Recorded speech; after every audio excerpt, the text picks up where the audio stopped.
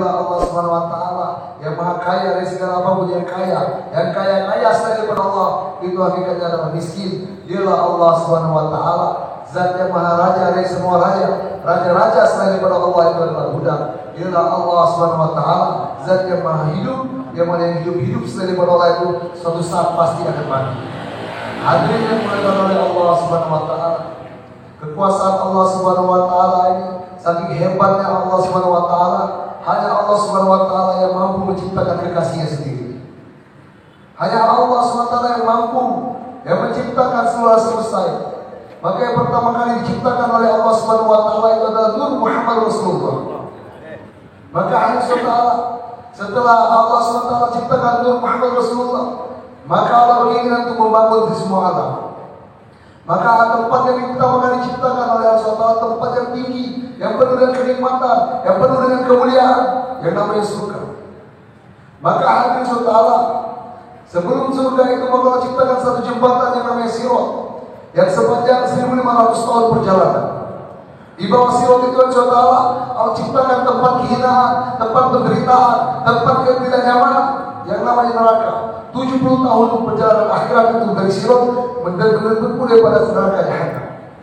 Sebelum Sirat itu saudara, Allah ciptakan satu alam yang namanya hisab, ada mizan, yang mana akan menimpang daripada setiap amal-amal daripada semua hamba-hamba Allah Subhanahu wa taala. Sebelum daripada mizan Allah ciptakan masal, di mana nanti saudara dimulai daripada alam akhirat semua manusia akan dikumpulkan dari Nabi Adam AS sampai terakhir yang dimatikan dari saudara akan dikumpulkan di namanya pada masyarakat tersebut. Dan hadirin yang dimuliakan oleh Allah Subhanahu wa taala, Allah Subhanahu wa taala seluruh daripada hamba-hamba Allah Subhanahu wa taala dengan seruan agungnya Allah. Allah berfirman, wallahu yad'u ila daris salam. Dialah Allah Subhanahu wa taala yang memiliki seruan agung menyeru kepada kampung selamat, menyeru kepada surga Allah SWT, tempat di mana penuh dengan kenikmatan, tempat di mana penuh dengan kemuliaan dan kebahagiaan. Tidak ada lagi yang akan dihasab oleh Allah SWT di kampung tersebut. Tidak ada lagi yang akan dihinakan oleh Allah di kampung tersebut. Kita semua yang apabila kita berada di sana, maka kita akan muda terus, tidak akan pernah tua. Kita akan sehat terus, tidak akan pernah sakit. Maka kita hidup terus, tidak akan pernah mati lagi. Maka hadirin yang dimuliakan oleh Allah SWT, Allah utus daripada seruan-seruan Allah SWT ini untuk pembawa-pembawa seruan Allah itu. Allah utus daripada orang-orang yang dicintai oleh Allah. Allah utus orang-orang yang mana yang dijadikan kekasih-kasihnya Allah. Maka hadirin saudara, Nabi yang pertama kali diciptakan saudara adalah Muhammad Rasulullah. Seolah-olah hanya Muhammad yang utusan Allah. Sampai-sampai saudara ketika Nabi Adam AS ketika masih di dalam surga belum dilempar ke dunia, Nabi Adam AS melihat menengahkan kepala ke langit ke atas, maka dia melihat ada tulisan La ilaha illallah Muhammadur Rasulullah. Maka saudara tatkala Nabi Adam dilempar ke dalam dunia, Nabi Adam bertobat kepada Allah SWT, maka bertawasul dengan nama Muhammad Rasulullah. Allah Subhanahu wa taala Maha tahu saudara, cuma Allah tahu. Baik Adam, tahu dari mana kau tentang nama tersebut? Maka jawab Nabi Adam salam, tatkala aku berada di surga ya Allah, aku melihat ke arah atas dan melihat bahwa ada sebuah tulisan La ilaha illallah Muhammad Rasulullah. Saat itu aku yakin, saat itu aku tahu bahwasanya itu bukan makhluk biasa. Dia adalah kekasihmu karena namanya digantikan dengan namamu. Maka hadirin yang dimuliakan oleh Allah Subhanahu wa taala, seolah Rasulullah SAW yang membawa ada perseruan agungnya Allah tadi. Pembawa seruan agung itu menyeru untuk semuanya kita nikmat sebagai masuk ke dalam Darussalam, tempat daripada keselamatan yaitu surga. Maka saudara, para nabi-nabi terdahulu mengambil daripada kerja nabi ini berbeda-beda tahapannya. Ada yang mengambil kerjanya hanya sebatas daripada keluarga saja, makanya nabi. Ulama kita katakan ada 124.000 nabi. Ada orang daripada utusan Allah mengambil kerja seruan agung Allah tadi seluas daripada kaumnya, satu kampung, maka namanya Rasul. Ulama katakan ada 313 Rasul. Dan hari saudara, di antara para Rasul tadi ada yang mereka memujahadah lebih daripada Rasul yang lain. Panjang masa mereka dalam berdakwah dan luas area mereka dalam berdakwah. Maka saudara mereka yang lain menjadi ulul azmi. Maka ada 4 ulul azmi bersama Rasulullah SAW. Dan hadirin yang dimuliakan oleh Allah Subhanahu wa taala, hebatnya Allah Subhanahu wa taala, Allah ciptakan surga itu bertingkat-tingkat. bertingkat-tingkat lebar surga itu. Maka tingkat pertama itu kepada para nabi, kepada Rasulullah SAW, bahwa tingkat kepada Rasul, bahwa tingkat dari para nabi. Maka hadirin berkenan Allah, Allah Subhanahu wa taala akan tempatkan seorang hamba itu sejauh mana mereka nanti di surga, sejauh dia mengambil lebar seruan agung Allah. Dan Allah Subhanahu wa taala ciptakan neraka bertingkat-tingkat hadirin saudara. Dan lapis-lapis. Sejauh mana derajat tempat seorang hamba itu nanti dalam neraka, sejauh dia menolak daripada seruan agung Allah tersebut. Maka hadirin saudara, Rasulullah bertaskil mengajak kepada Abu Bakar radhiyallahu anhu. Maka Abu Bakar radhiyallahu anhu langsung menerima Rasulullah agung itu dan korban penuh oleh saudara. Sampai-sampai saudara dikisahkan ada satu malaikat yang besar, yang mana malaikat itu apabila dia terbang, satu hempas sayap langsung sejauh mata memandang, saking cepatnya. Maka dia minta izin kepada Allah, ya Allah, izinkan aku untuk melihat-lihat daripada surga yang bakar. Maka Allah kau tidak akan mampu. Dia minta izin dan terus minta izin kepada Allah, maka Allah izinkan, silakan. Kalau kau mau melihat daripada surga yang bakar, silakan. Maka dengan kecepatannya saudara dan kekuatannya malaikat itu dia jauh saudara dan terbang. Sudah jauh sekali rasanya dia terbang, tiba-tiba dia berhenti. Dia bertanya kepada Allah, ya Allah, saya rasa saya sudah jauh terbang ini. Dengan kecepatan cahaya satu kecepatan tayangnya satu kecepatan cahaya, dia rasa sudah jauh. Maka bertanya, ya Allah, sekarang saya sudah sampai di mana? Maka jawab Allah, wahai malaikatku, sesungguhnya kau baru sampai di pikiran taman surga yang bakar. Maka hari saudara, surga yang terkecil yang diciptakan oleh Allah saudara, lapisan surga yang paling rendah adalah seluas 10 kali lipat dunia ini. Yang paling kecil, yang paling besar Allah bisa, hanya Allah yang tahu.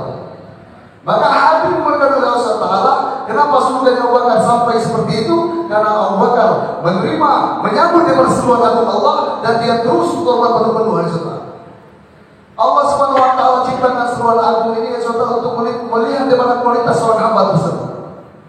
Maka di neraka saudara, lapisan paling bawah daripada neraka itu orang-orang munafik. Kenapa? Karena orang-orang munafik ini merusak daripada menyakiti Rasulullah di dalam. Dia pura-pura beriman, pura-pura menerima, tapi hakikatnya tidak menerima. Dia rusak, secara zahir tidak bisa dihukumi karena notabene Islam. Maka hadirin saudara, di atas orang munafik itu ada orang Yahudi.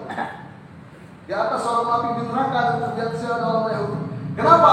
Karena mereka tahu tapi mereka tidak mau menyambut di seruan Allah. Di atas lagi orang-orang kafir dan contoh yang lain. Mereka menolak jika Allah hinakan mereka dalam neraka Allah Subhanahu. Di atas orang-orang kafir ini baru adalah setan-setan ya saudara. Setan-setan ini lebih atas daripada manusia-manusia. Kenapa? Walaupun mereka mengajak pada kesyirikan, mengajak pada kekufuran, tapi mereka tidak zahir.